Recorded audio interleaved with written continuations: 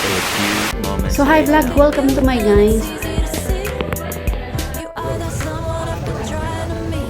So yun guys, umaambon na kasi dito sa labas, kaya nag-aapurahan na kami para parating tayo dito. So yun guys, welcome to the Universal Studio and Sea Aquarium and Casino. Lakad tayo papunta doon guys. Meron din tayo makikita dito, Malaysian food street, pero sarado siya. So dahil hapon na ako nakarating dito, medyo Sea Aquarium. diba? So welcome to Lakas na ng ulan ngayon dito guys. Sea World.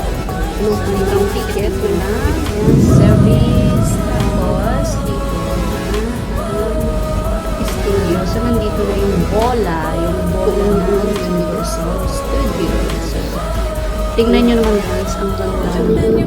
Medyo gumagabi na dito. Mag-alas 5 na kasi dito. So, umaambon na, malakas na ang ulan, lumalakas na ang ulan. Kaya yan, ang mga tao ay nasa lilim na.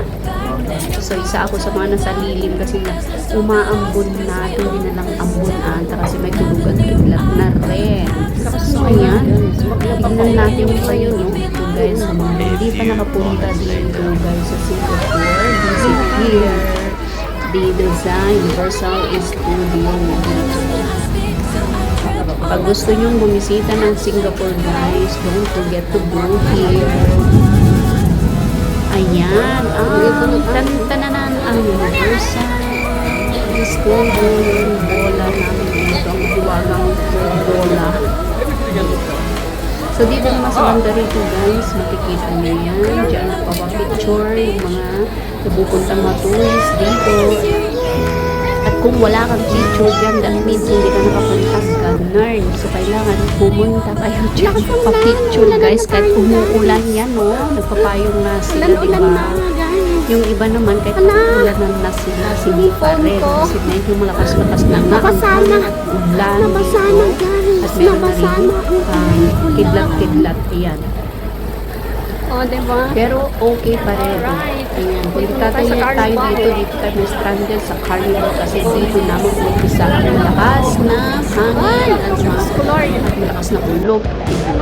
So dahil ang lakas ng ulog guys, pupunta na tayo sa bus station dito sa baba ng studio. Diyan. Dito na tayo, maghanap na tayo ng masasakyan natin para pupunta na tayo, pabalik na tayo sa Vivo City na kung saan tayo sasakay ng bus pa uwi sa ating bahay. So, ayun lang guys. Thank you so much guys sa panonood mo sa vlog ko. Till next time. Thank you. So yun guys, pauwi na tayo kasi grabe yung ulan sa labas pa. So, lalakad na ako ngayon pa uwi.